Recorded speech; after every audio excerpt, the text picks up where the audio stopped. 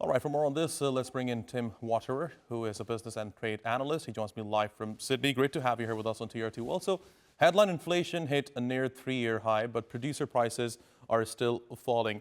Is this a genuine recovery or just a temporary spike driven by food prices? Good to be with you. It was a decent set of numbers, but not enough to suggest that the economy's turned the corner just yet. As you said, I think there are more seasonal factors at play here, aligning with the Chinese New Year, which maybe exaggerated the price moves a little bit to the upside. So I think that for further evidence that things are heading in the right direction, we'd probably want to see the numbers start trending more towards 1% on a more consistent basis. We could be looking at the numbers hitting around 0.9% by mid-2026, so I think that would be a start.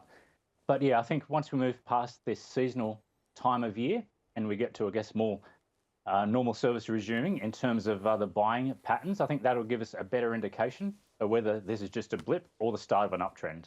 And Tim, we are seeing a two-speed economy where consumers are paying more for the food while factories slash prices. How does the central bank solve this contradiction? That's right. We're not getting the smooth transition that you would typically like to see between producer prices and those paid by the consumer. There is a bit of a disconnect there. So I think the way they can address that is by having, I guess, a shift in terms of relying a little bit less on monetary policy, such as reducing rates, and transitioning more towards fiscal measures, such as targeted cash payments, for example, or industry-specific subsidies, such as for the property sector. So I think we are seeing that evolution from the monetary authorities in Beijing, and I think we could see more of that to come this year to address that imbalance that you mentioned. With the full-year inflation rate at its lowest in 16 years, is the 5% growth target meaningful if it does not actually generate any wealth for households?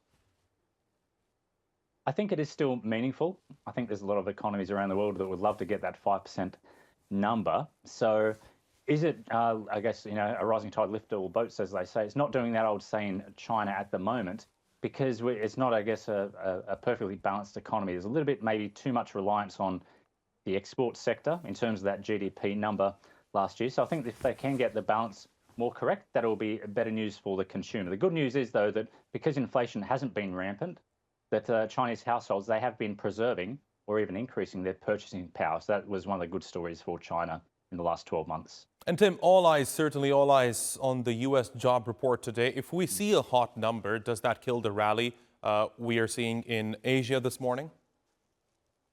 Depends how hot that number is. I think investors will like to see a number which is soft enough to warrant another Federal Reserve rate cut in maybe Q1 or Q2 this year, but not a number that is too soft to ring the economic alarm bells and bring thoughts of a recession back into the equation. So, yeah, let's see what the number is. Expectations, we could see a number around 60,000 jobs created. I think that would tick the box in terms of being under 100,000 and therefore indicating that the economy is still producing less than what is the neutral rate of job creation, which is that 100,000 mark. So, yeah, I think we need to see a number in that sweet spot to keep the bullish momentum going in equities. Fascinating insights, Tim Waterer. Thanks very much for joining me here on TR2 World. I really appreciate your taking out the time. Thanks very much.